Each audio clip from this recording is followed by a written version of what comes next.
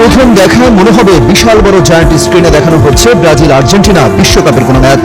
ঠিক এভাবেই ইয়েমেনের হাজার হাজার মানুষ রাস্তায় বেরিয়ে এসে বিশাল পর্দায় দেখছে কিভাবে ইরান ইসরায়েলে বৃষ্টির মতো ক্ষেপণাস্ত্র ছুড়ছে। প্রতিটি হামলার সাথে সাথে যেন উল্লাসে ফেটে পড়ছেন ইয়েমেনের মুসল্লিরা। মধ্যরাতে যখন খবর ছড়িয়ে পড়ে ইরান বৃষ্টির মতো ইসরায়েলে ক্ষেপণাস্ত্র ছুটছে, তখন তারা বেরিয়ে আসে রাস্তায়।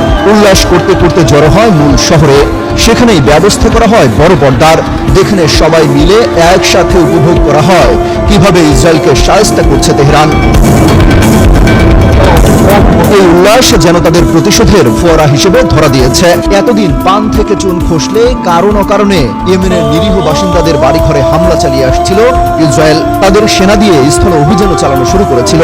সেই সব কিছুর প্রতিশোধ যেন ইরান একাই নিচ্ছে তাদের হয়ে। শনিবার মধ্যরাতে তেল আবিব এবং জেরুজালেম লক্ষ্য করে ডজনকে ডজন ক্ষেপণাস্ত্র এবং ড্রোন হামলা চালানো হয়।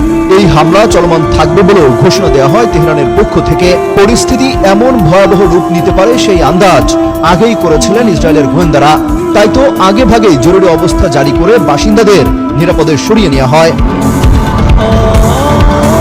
শুধু বাসিন্দারাই নয়, ইরানের এই প্রতিশোধের হামলা থেকে বাঁচতে ইসরায়েলের প্রধানমন্ত্রী বেনিয়ামিন দেশ ছেড়ে পালিয়েছেন বলেও গুঞ্জন ছড়িয়েছে। তবে বিভিন্ন গণমাধ্যম বলছে নিরাপত্তার কারণে নেতানিয়াহু এবং তাদের প্রতিরক্ষা মন্ত্রীকে নিরাপদে সরিয়ে নেওয়া হয়েছে।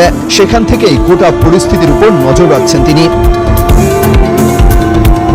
ইরান ইসরায়েলের মধ্যে চলমান এই হামলা পাল্টা হামলা গোটা মধ্যপ্রাচ্যে ছড়িয়ে পড়তে পারে বলেও শঙ্কা করা হচ্ছে। এমনকি পরমাণু যুদ্ধ পর্যন্ত গড়াতে পারে বলেও শঙ্কা করছেন সমরবিদরা। অমিত হাসান রবিন, যুগান্তর নিউজ।